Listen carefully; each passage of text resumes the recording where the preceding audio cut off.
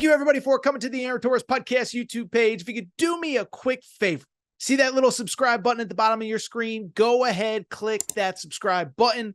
Really does help our channel grow, our audience grow, and I really do appreciate it more than you know. So click that subscribe button. Appreciate your support. Now, here's the video that you came here for. Recruiting is really going to start to pick up because obviously the summer circuit is done. There is no more Peach Jam. There is no more Adidas. And so these best players, if they haven't already, are going to start cutting their lists, are going to start setting up visits, and are going to start making commitments here over the next couple weeks.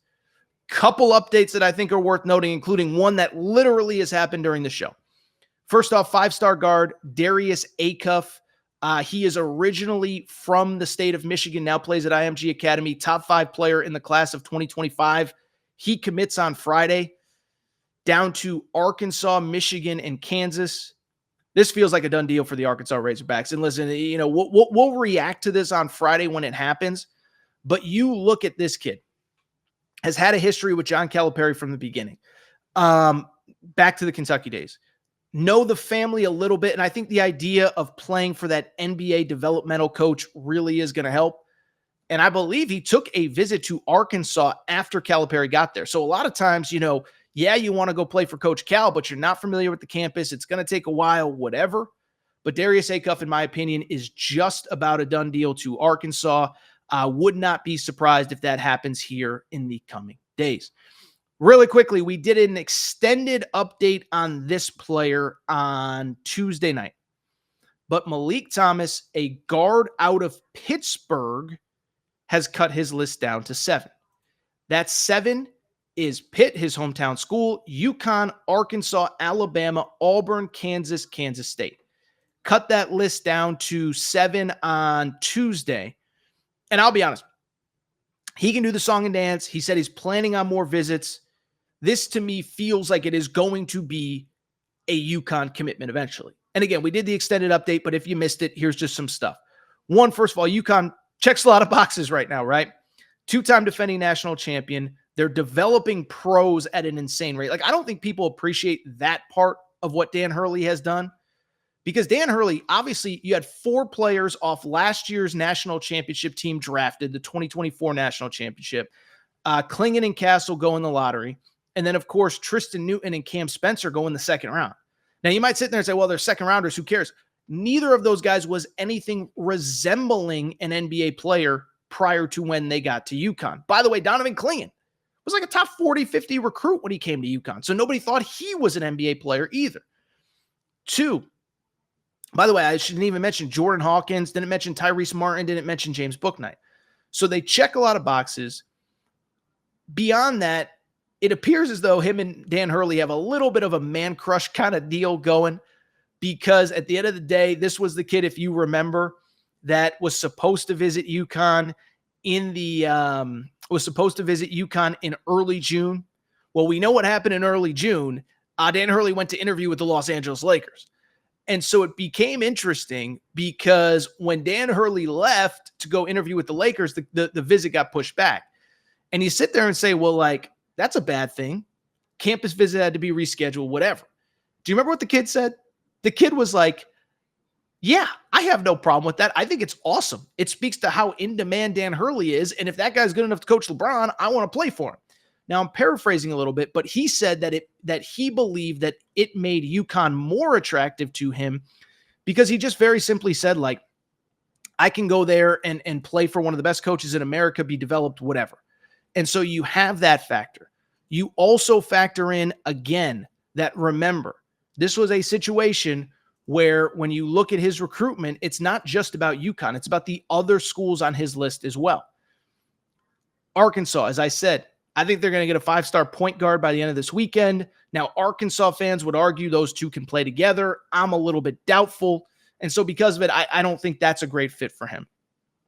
Beyond that, Kansas is probably going to get Darren Peterson, top 5 prospect, class of 2025, lead guard, needs the ball in his hands.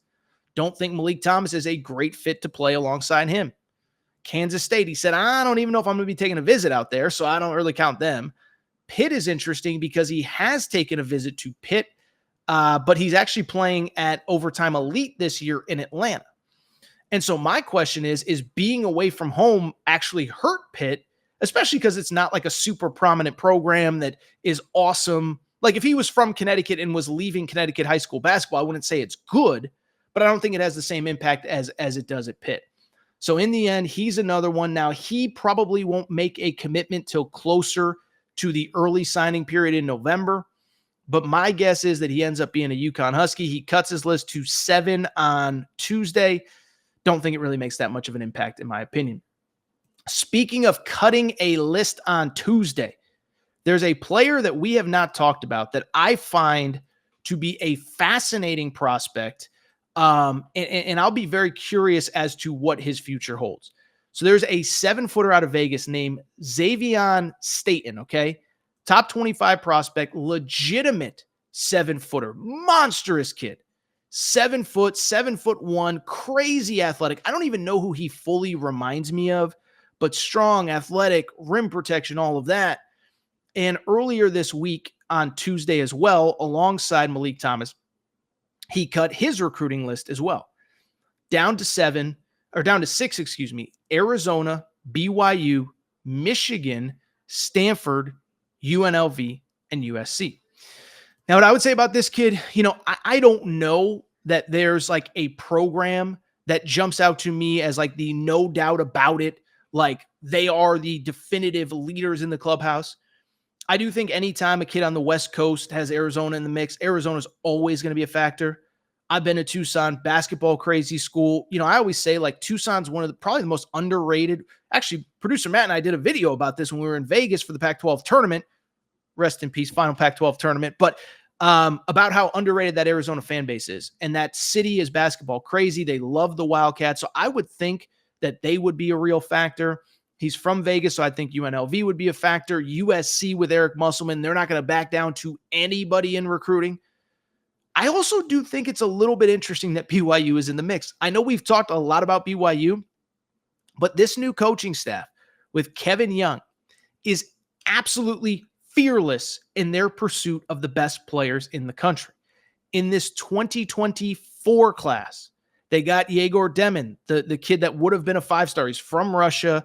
Projected lottery pick next year, would have been a top 10 prospect if he was in this class, but they got him committed. Cannon Ketching's a projected one and done. They got him committed, was committed to Purdue. He flips to BYU.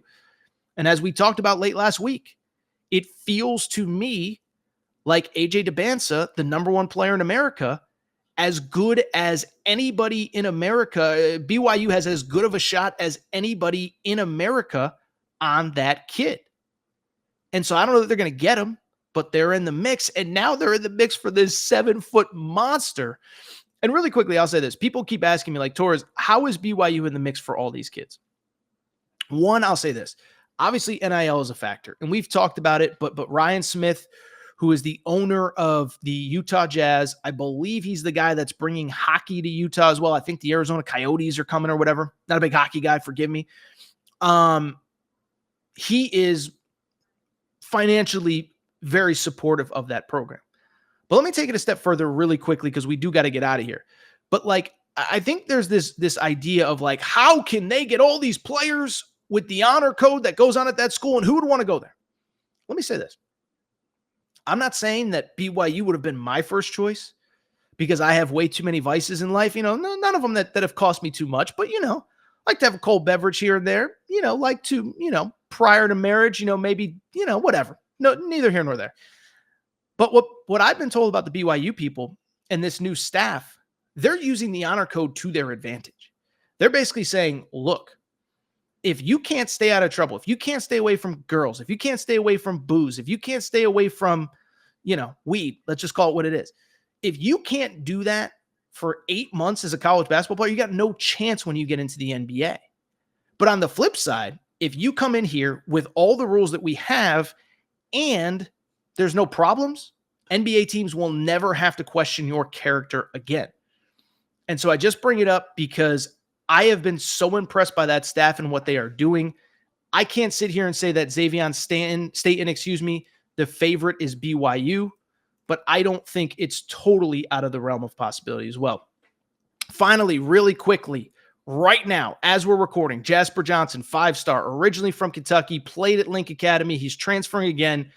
He cuts his list to 5: Arkansas, Kentucky, Alabama, Louisville, and North Carolina. Be really interesting because he is from Kentucky. His dad played football at Kentucky. And on Tuesday night, he was actually at the TBT game at Rupp Arena. Does that make Kentucky the favorite? I'm not really sure. I don't know. But at the same time, I've heard some differing things. One, it's interesting he shows up at Rupp Arena the day before he cuts his list. But the counter to that is that I've heard that maybe mutually it's not the perfect fit. That maybe Kentucky doesn't really believe that he's a one and done, and maybe they think it's best for him to go other places. He thinks that he's a one and done. And so I've been told maybe Alabama's in the mix more than Kentucky. Maybe North Carolina's in the mix more than Kentucky. But we'll see if Kentucky really pursues this kid because he's the hometown kid, really successful, really talented player. I think he has one and done potential. But it'll be interesting because he just cut his list as we are on air. Need to do a little bit more homework before I speak to definitively. But I don't know, even though he was at Rupp Arena on Tuesday, that Kentucky is necessarily the leader. But I also think that might be a little bit on Kentucky's behalf as well.